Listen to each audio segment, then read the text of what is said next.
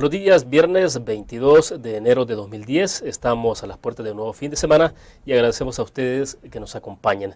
Transmitimos en tiempo real desde la sala de redacción de la prensa gráfica. Les reitero que ustedes pueden participar en la entrevista enviando su mensaje o su pregunta a través del chat o el correo electrónico william.melendez@laprensa.com.sb. Este viernes hay varios temas en nuestra agenda de análisis: el endurecimiento pretendido de los filtros para el ingreso a la Academia Nacional de Seguridad Pública, la iniciativa sobre modificación a los artículos pétreos de la Constitución de la República propuesto por Salvador Sánchez Serén y las escuchas telefónicas, entre otros temas. Obviamente depende de que el tiempo también nos alcance. Para esto nos acompaña un reconocido jurista en nuestro país, el abogado Félix Ulloa. Él es actualmente el presidente del Instituto de Estudios Jurídicos IEGES. Félix, bienvenido, buenos días. Buenos días, William, mucho gusto estar de nuevo contigo. Bueno, gracias, Félix.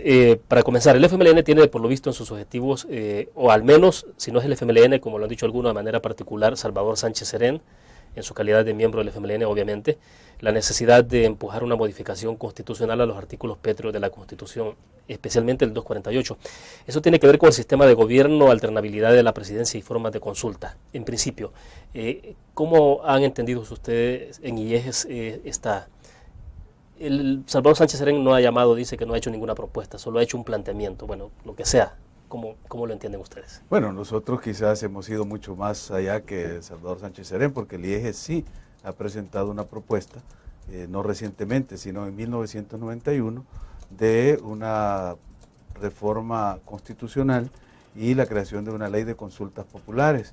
Y esto del concepto de cláusulas pétreas, creo que vale la pena explicarlo un poco porque hay confusión. Pareciera ser que al definir las cláusulas que la doctrina del derecho constitucional reconoce como las intangibles y que en el lenguaje cotidiano se les ha llamado cláusulas pétreas, es porque son inmodificables. Yo quiero decir de que para entender un poco el carácter de este tipo de normas hay que irse a la fuente del derecho constitucional, y el derecho constitucional reconoce dos fuentes primarias para la reforma constitucional. Una es el poder constituyente, es decir, cuando se crea el poder originario en el soberano, que es el pueblo, y el pueblo puede cambiar lo que quiera porque es el soberano, y la Constitución es producto de su voluntad expresada en el poder constituyente. Y luego lo que son los poderes constituidos, y son las asambleas como la nuestra, la Asamblea Legislativa. Las asambleas legislativas también pueden reformar la Constitución. En el caso nuestro, desde la Constitución de 1871 hemos tenido un sistema constitucional de constitución rígida, o sea, de difícil reforma, pero la actual, la de 1983, creó un sistema semirrígido, porque permite que con la iniciativa de 10 diputados y una mayoría simple, una legislatura apruebe una reforma y la siguiente la ratifique con una votación calificada. Entonces ya es un sistema semirrígido.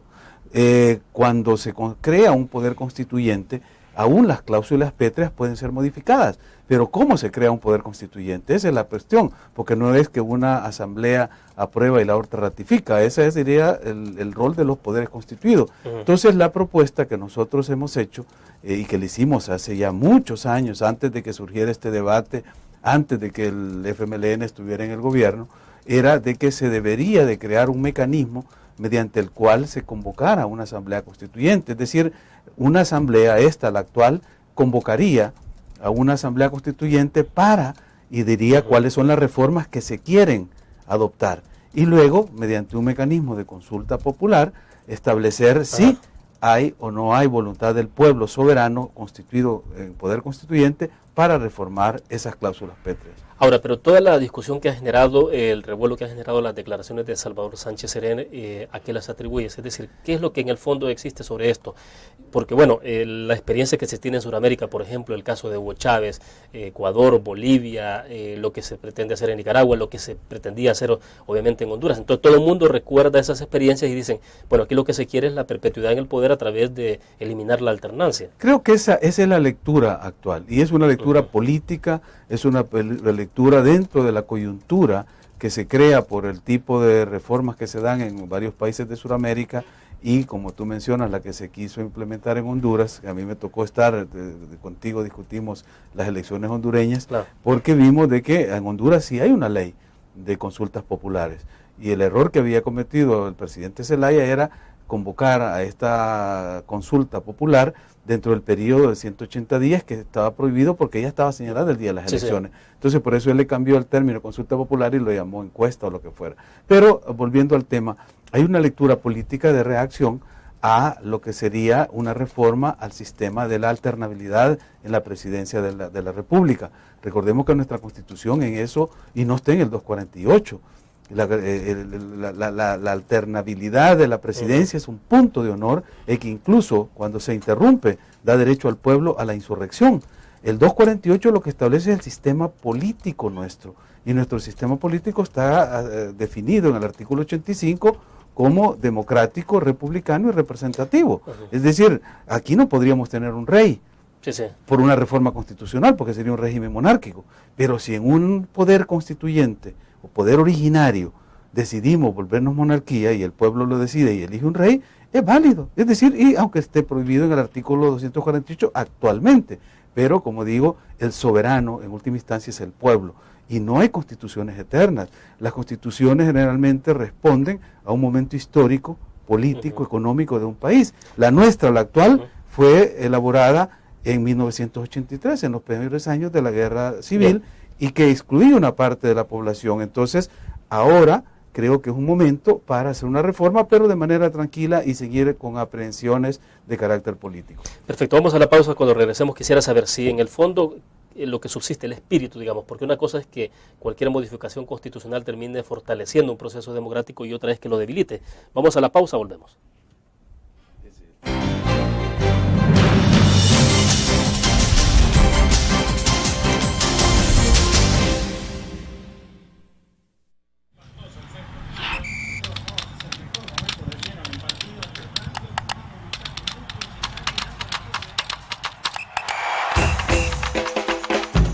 La emoción del deporte está en www.elgráfico.com.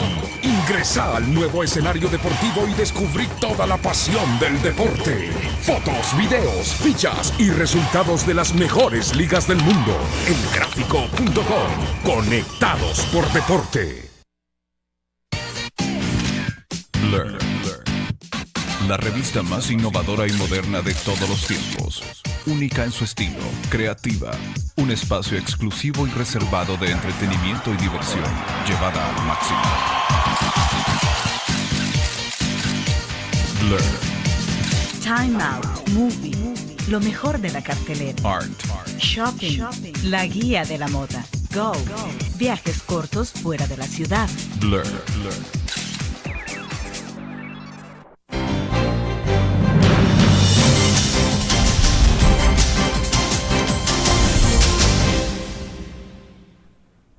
En la entrevista en línea nos acompaña la mañana de este viernes en nuestros estudios Félix Ulloa, presidente del Instituto de Estudios Jurídicos de nuestro país. Félix, ¿cómo se evita que una posible reforma a la Constitución lleve a la eliminación del sistema democrático? Porque, bueno, el argumento es que se esgrime siempre que se busca más democracia, pero bueno, lo que hemos visto con la experiencia en Sudamérica no ha llevado precisamente las reformas constitucionales a más democracia, al contrario. Entonces, el punto es, ¿cómo establecer una reforma que permita fortalecer la democracia o la institucionalidad? Justamente de eso se trata, es decir, cuando se va a hacer una reforma a una ley fundamental, a la Carta Magna, se tienen que reunir ciertas condiciones de consenso básico, porque las constituciones son ese pacto social en una sociedad democrática mediante el cual se ponen de acuerdo las diversas fuerzas y sectores para dotarse de un marco jurídico fundamental del cual se va a derivar todo el orden jurídico institucional. Si ese marco fundamental ha llegado a un límite de agotamiento o necesita expandirse, necesita adaptarse, adecuarse a las nuevas realidades, debe haber un consenso de nuevo, un pacto social que permita avanzar y profundizar la democracia. Nosotros creímos que eso era el punto que habíamos llegado en 1990-92, cuando se dio todo el proceso de diálogo y negociación, se alcanzaron acuerdos básicos, fundamentales, basados en la agenda de Caracas, de los 7 puntos, y que se tradujeron muchos en normas nuevas constitucionales, instituciones nuevas de carácter constitucional. Y era el momento de avanzar y superar los errores y las lagunas que se habían dejado en el proceso constituyente del 83. Desafortunadamente, no se pudo lograr, se llegó hasta donde se podía, pero han pasado ya 18 años de la firma de los acuerdos de paz, es necesario un ajuste a la constitucionalidad del país, a las normas fundamentales, y para evitar lo que tú dices, el temor de que por avanzar en la democracia retrocedamos y caigamos en autoritarismo, lo que se procede y lo que se propuso desde el IEGES es que se elabore una propuesta de reformas, cuáles son los artículos que se van a reformar, cuáles van a ser las nuevas instituciones que se van a crear, cuáles van a ser los mecanismos y procedimientos que se van a modificar, y eso se lleva a la consulta popular mediante una segunda asamblea que convoca a ese poder constituyente. Ahora, ¿ustedes excluirían de esa discusión lo que tenga que ver con eliminar la alternancia en el poder? Digo, porque eso es lo que ha originado toda la situación crítica de debilitamiento de la democracia en Sudamérica. Fíjate que yo creo que ese tema, en El Salvador no somos los únicos que defendemos el principio de la no reelección. El país que más fieramente defiende el principio de no reelección se llama México. En México tú ves en todos los comunicados, en toda comunicación oficial, dice sufragio efectivo, no reelección, como aquí se pone Dios, unión, libertad, cuando firma un funcionario. Eso quiere decir que está tan profundamente arraigado la no reelección en México, que está como el lema oficial del Estado. Pero ahora, el año pasado, ya se discutió en México la posibilidad de la reelección a nivel de los funcionarios de congresos, y se está discutiendo la posibilidad de una reelección presidencial, y esto es un tema que va, en el caso de México y de otros países, pensándose en la necesidad de un segundo mandato para premiar al funcionario, al presidente que ha hecho un buen papel, como se Bueno, aquí se tiene con las alcaldías, los alcaldes tienen la reelección. Pues, y los diputados no también. Diputados, nosotros tenemos el límite en la presidencia, pero yo te pongo el caso de México, pero también te puedo poner el caso inverso, el de Estados Unidos. En Estados Unidos, la enmienda 26 que se hizo a la Constitución de Estados Unidos era justamente para limitar el mandato del presidente de la República, porque allá se habían hecho 3 elecciones para Franklin Delano Roosevelt del Partido Demócrata, y les parecía que era demasiado, entonces se limitó a 2. Entonces pareciera ser que una reelección es un mecanismo que las democracias contemporáneas están revisando. México, el México de la posrevolución de 1900, de principios del siglo XX, un siglo más tarde está repensando la posibilidad de reelegir o de repetir mandato. Estados Unidos, después del New Deal de Franklin Delano Roosevelt, revisó el mandato y lo redujo. Nosotros creo que deberíamos de estar abiertos. Ahora, en una síntesis entonces, Félix, ¿cómo se evita, insisto, cómo se evita entonces que esto no termine debilitando la democracia, que ocurra lo que ha ocurrido en Sudamérica, y cómo evitar entonces que terminemos en autoritarismo? Presentándole al pueblo cuáles son los objetivos de la reforma, cuáles son los artículos que se van a reformar y cuáles son las nuevas situaciones jurídicas que se van a crear. Y si el pueblo está de acuerdo, porque el pueblo está representado, estaría representado en ese poder constituyente, y como soberano el pueblo decidiría. Pero partimos entonces de que tiene que haber consenso. Tiene que haber un consenso básico a nivel legislativo, porque es la legislatura, la actual, o la que le corresponda hacer la propuesta, aceptar la lista de reformas, pasarla a la siguiente asamblea legislativa, para que ésta convoque al pueblo a una asamblea constituyente, y entonces sea el pueblo el que en una asamblea constituyente decida si acepta o no esa reforma. O sea, como ven, los mecanismos no es tan fácil hacer una reforma constitucional, ni de las cláusulas pétreas, ni de las cláusulas normales o no intangibles. Para concluir, en el caso de la alternancia, ¿no será mejor que se deje tal cual está, de que únicamente puede optar no hay reelección inmediata? Por ahora las corrientes están divididas. Hay un sector de la opinión que considera que basta un mandato, otros consideran de que se podría repetir un mandato, no el mandato indefinido, que es lo que ha asustado a muchos, porque se ha dado en algunos países en los cuales el mandato del presidente es de forma indefinida, y eso sí despierta sospechas y temores de que una persona se pueda utilizar los mecanismos de la democracia, los resortes del poder democrático, para perpetuarse en el poder. Yo creo que si se limita el mandato a un siguiente periodo, como es en la mayoría de las democracias presidencialistas de nuestro continente, empezando por los Estados Unidos. Entonces estaríamos simplemente premiando una buena gestión y asegurándole al mandatario que continúe sus buenos proyectos. Bueno, vamos a otra pausa. Cuando regresemos hablemos un poco sobre los requisitos de ingresos a la Academia Nacional de Seguridad Pública. Hay mucha discusión sobre la posibilidad de que se endurezcan esos requisitos. Ya volvemos.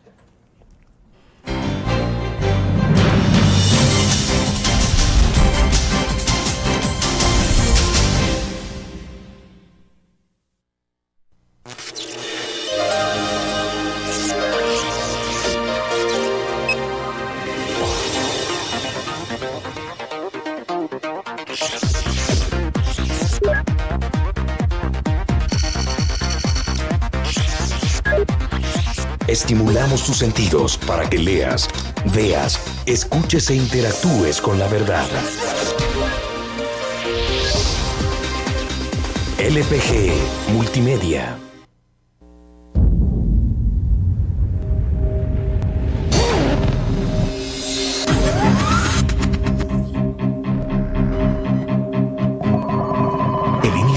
Estrategia financiera desde los negocios y la actividad económica hacia toda Centroamérica. El Economista Regional, una revista especializada donde encuentras el panorama empresarial y los principales movimientos financieros. El Economista, el modelo regional de información económica.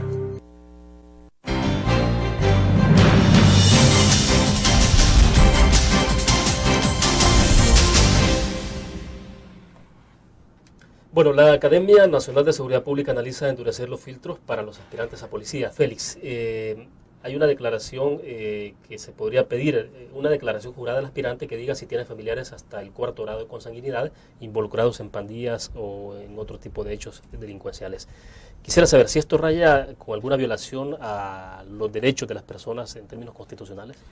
Yo creo de que, y mi temor era de que esta fuera una reforma a la ley orgánica o a disposiciones de carácter legislativo y que crearan un precedente nefasto de ir ya etiquetando grupos que de alguna manera pueden estar al margen de la ley, pero que la actuación de individuos no afecta a, en este caso, un aspirante al ingreso a la academia, porque tiene un hermano, un primo, un cuñado que es miembro de un grupo delictivo y que por eso él va a estar afectado, porque eso, para volver otra vez al caso de Estados Unidos, daría lugar a una affirmative action, o sea, una acción afirmativa por discriminación. Sin embargo, tengo entendido que esto fue un requisito adicional que se puso en el reglamento para evitar lo que ya es un rumor de Vox Populi, de que las maras han infiltrado algunas instancias del Estado. Aún la Fuerza Armada se reportaba que ha sido un objetivo, un blanco de infiltración de las maras. Decía el ministro de Defensa, por ejemplo, que han tenido que sacar a 10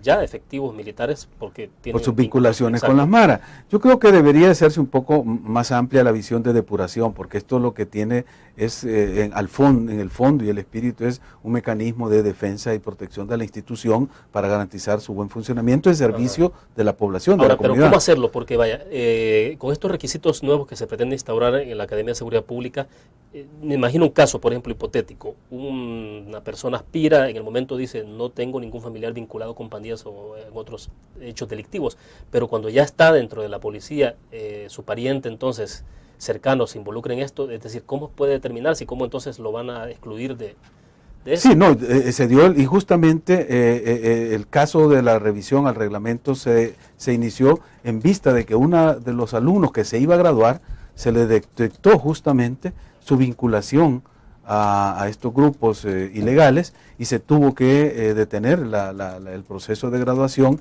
seguir el proceso de investigación y a partir de ahí la institución reacciona y pone este nuevo mecanismo de blindaje. Yo creo de que el tratamiento mediático debería ser más apropiado y adecuado a los hechos, porque cuando yo recibí la noticia por los medios me pareció una aberración, sobre todo cuando a la cabeza de la institución, de la academia, hay un personaje que viene del mundo de la defensa de derechos humanos. Jaime Martínez. Y esto era una violación flagrante a los derechos humanos de cualquier aspirante, de que se le etiquetara por tener una afiliación sanguínea o de afinidad con una persona que es delincuente. Es decir, además, ¿cuándo se es delincuente? ¿Cuándo se sabe que es de las maras? decir, aquí opera el principio de inocencia. Tú puedes ser señalado que eres de las maras, pero mientras un juez no te condene por asociación ilícita, porque ya están tipificadas como asociación ilícita, tú sigues siendo inocente. Pero entonces, ¿cuál es la información que tienes de de cómo queda finalmente establecido?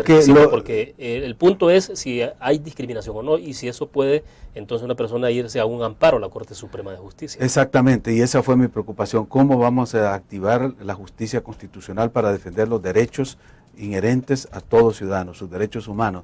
Y el tema es que no pasa de ser una disposición reglamentaria en la cual las personas están sujetas y se someten a un proceso primero de investigación y verificación, y después habrá un informe, un reporte, y sobre eso la academia o el consejo académico, el director, quien tenga la autoridad y la responsabilidad, aplicará las medidas disciplinarias correspondientes. ¿Y ahí no hay discriminación? En ese caso yo creo que no, lo que hay es una defensa de la institución para protegerse de que a su seno no ingresen elementos que pueden poner en riesgo su misión institucional.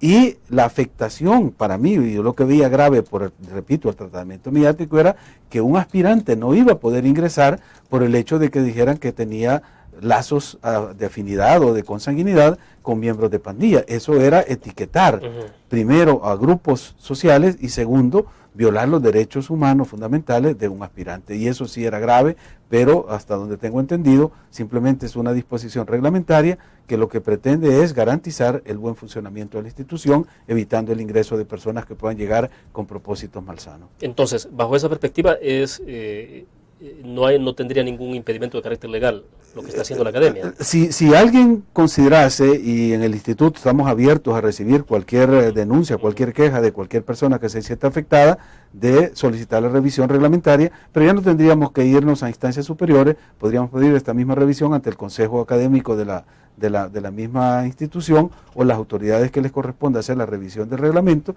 Así que estamos abiertos a la casuística y a los casos que se nos presenten para activar y proporcionar la asistencia técnica jurídica necesaria. Bueno, vamos a otro tema, la Fuerza Armada y la posible solicitud de estado de excepción, pero me indican que tenemos que ir al tiempo, a la pausa. Cuando regresemos, hablemos un poco sobre la propuesta que ha hecho el ministro de la Defensa sobre cómo lograr adoptar mecanismos que permitan combatir eficazmente la situación de delincuencia o violencia que vive el país. Vamos a la pausa, volvemos.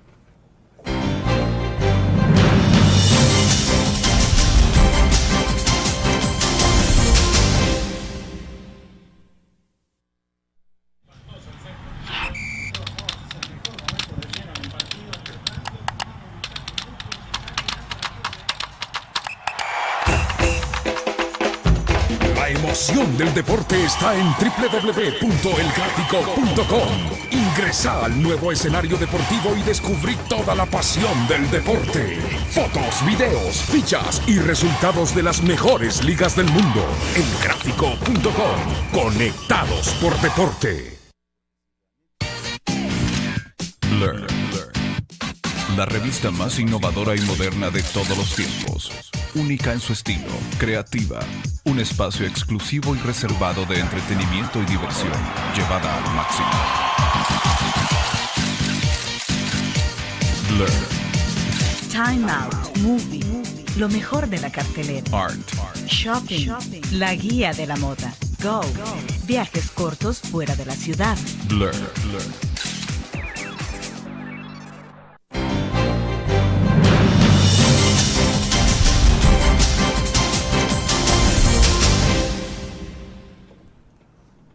Bueno, el ministro de la Defensa, David Munguía Payés, ha lanzado una iniciativa, y es que se puede aplicar un estado de excepción, Félix. Esto es, debemos entender, restricciones a la libre circulación, el cierre temprano de negocios de dudosa reputación y registro sin orden judicial.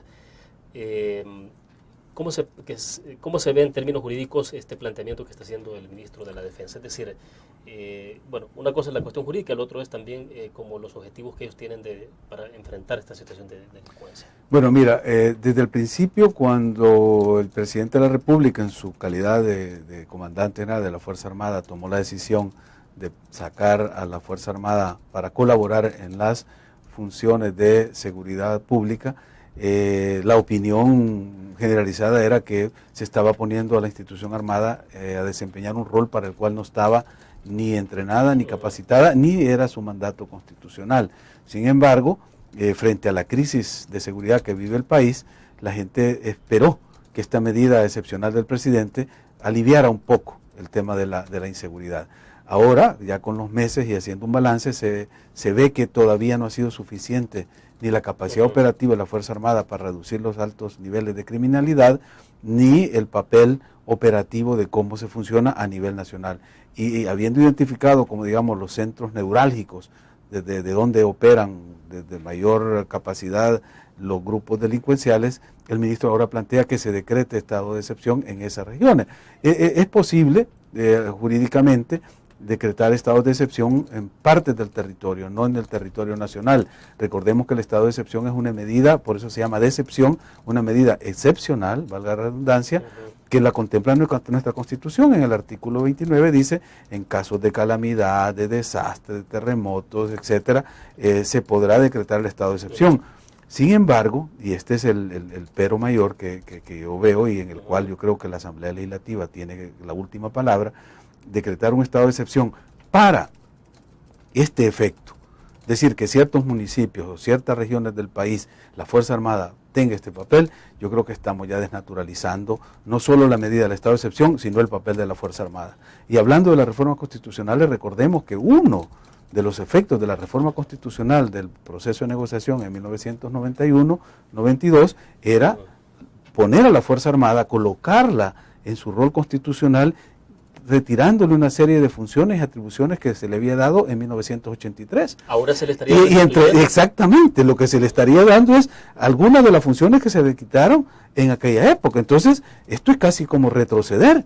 ¿Por qué entrar a combatir la delincuencia con la Fuerza Armada cuando su rol constitucional es diferente? Que en un momento de emergencia se le sacó a la calle y el presidente tomó esa decisión, de acuerdo, pero ya vimos que no es suficiente. Entonces hoy lo que piden es estado de excepción, o sea, ir profundizando más el papel de la Fuerza Armada en intervenciones de funciones que no le corresponden. Aquí lo que hay que hacer es exigirle a la Policía Nacional, ver qué es lo que está pasando en el Ministerio de Seguridad, reforzar los mecanismos y los recursos y dotar de mayores elementos y mayores recursos técnicos al cuerpo que le corresponde esta función constitucionalmente que se llama Policía Nacional Civil. Entonces estamos mezclando aquí a la Fuerza Armada, estamos tomando medidas de excepción de carácter constitucional, es decir, nos estamos yendo en un pantano que nos va a llevar a una situación más grave, porque entonces sí, no sabemos hasta dónde puede llegar y otra medida posterior va a ser decretar el estado de excepción en todo el territorio. Ya vivimos esa experiencia en la guerra, que éramos el país que lo renovaba cada 30 días, porque recordemos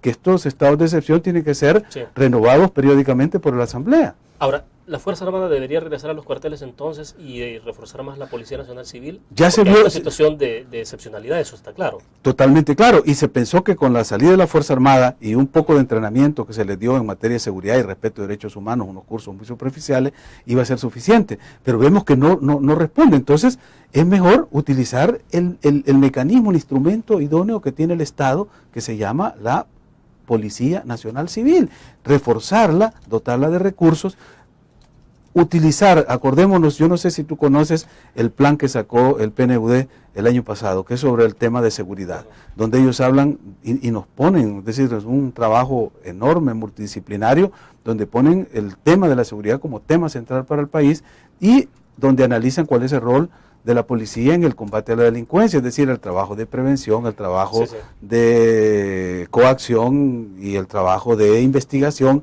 pero además hay otros órganos auxiliares, está la Fiscalía, están los tribunales, porque el combate a la delincuencia no es simplemente la represión, no es sacar los soldados y quedar los delincuentes. Mira lo que está pasando con el Procurador de Derechos Humanos, ya un grupo que lo amenazó para decirle que ellos van a limpiar de delincuentes y que la Procuraduría no debe meterse. O sea, estamos cayendo en una espiral de violencia que si no la controlamos, el crimen organizado va a superar la capacidad institucional del Estado y vamos a recurrir al ejército y es que vamos a una guerra. Nada más que no va a ser la guerra política ideológica de los 80, sino una guerra social con connotaciones mucho más terribles, que es lo que estamos viendo en México. Bueno, vamos a la última pausa comercial. Cuando regresemos hablamos de las escuchas telefónicas. ¿Quién debe conducir entonces las escuchas telefónicas? ¿Si es la Policía Nacional Civil como sugiere el FMLN o debería ser el Fiscal General de la República? Ya volvemos.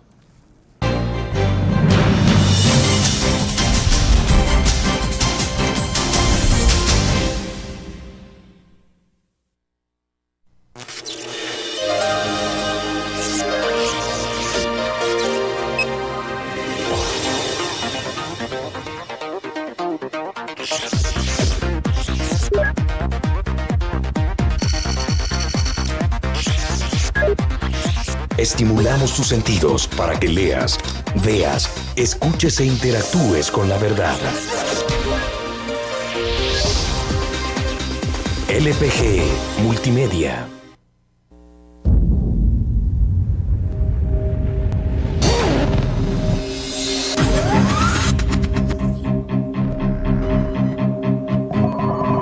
El inicio de una estrategia financiera desde los negocios y la actividad económica hacia toda Centroamérica.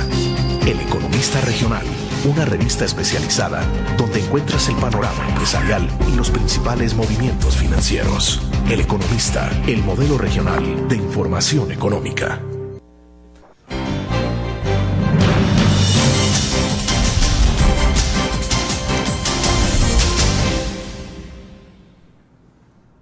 Félix, en el país se sigue deliberando, tengo la impresión de que no es sobre el fondo, sino sobre las formas, pero que bueno, que terminan complicando más todo esto, o la forma de allanar el camino para que se pueda tener herramientas más eficaces para combatir la delincuencia o la situación de violencia en el país.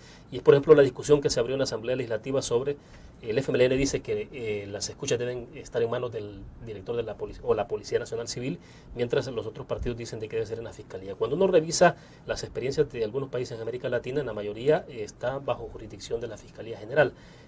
¿Cómo debería de operar esto? Bueno, mira, estamos de nuevo otra vez en las discusiones que tocan temas sensibles a la población, sensibles a lo que es el respeto a la privacidad, a la vida íntima de los ciudadanos, pero que dado la situación de violencia que estamos viviendo, de criminalidad, se necesitan medidas extraordinarias. Y uno de los temas a los cuales todo el mundo se opone en las sociedades libres, que es el de la privacidad en las escuchas, ahora se vuelve una necesidad para poder combatir de alguna manera la delincuencia.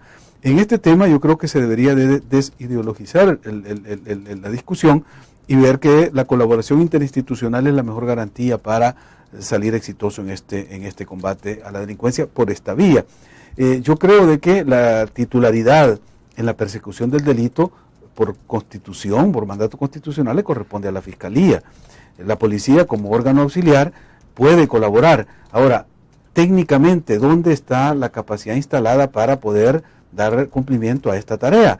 Si la tiene la Fiscalía, pues bueno, que sea la Fiscalía, pero si es la policía la que tiene los aparatos, todos los recursos técnicos, pues debe ser la policía y la Fiscalía en coordinación, como se hace en muchos casos, en que va juntamente el fiscal con el agente o con el destacamento de agentes a actuar conjuntamente. Bueno, pero debo entender que están partiendo de cero, porque aquí oficialmente por lo menos no hay escucha, no está aceptada la escucha telefónica o la intervención telefónica. Todavía no, porque ha habido un gran debate sobre este tema, porque sí se consideraba que era una invasión al derecho de privacidad de los ciudadanos, pero una vez aceptado de que se va a dar en determinados casos con ciertos parámetros que están establecidos en la ley, yo creo que vale la pena hacerlo. Es decir, se usa incluso como prueba judicial en algunos casos. ¿Crees tú que está probando mucho la visión ideológica? En este momento creo que sí, porque recordemos que el fiscal actual no goza de la confianza política del mayor partido o del partido oficial, si se quiere llamar así, el FMLN.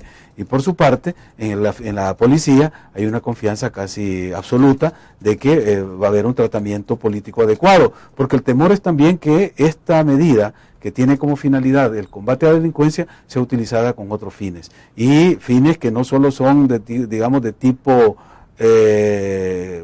penal o para combate a la delincuencia, sino que pueden ser usadas con fines políticos. Bueno, pero para esto está el filtro siempre del juez, o sea, no es que tampoco el fiscal decida automáticamente. Claro, no, pero recordemos que en las campañas políticas y en las batallas políticas la información es poder, y el tener la posibilidad de estar escuchando a un funcionario, a un político, a un opositor político, a un enemigo político, da una ventaja adicional, y yo creo que ese es el temor que se tiene de que sea usada la información no con los propósitos que tiene la ley, sino con fines diferentes. Por eso el FMLN confía más en que sea la policía, porque técnicamente y políticamente hay más confianza, y en cambio constitucionalmente le correspondería a la Fiscalía, porque es la titularidad en la investigación del delito según la Constitución. Bueno, hay algo que no se entiende, porque finalmente el fiscal general que está ahora fue electo en la Asamblea Legislativa por unanimidad.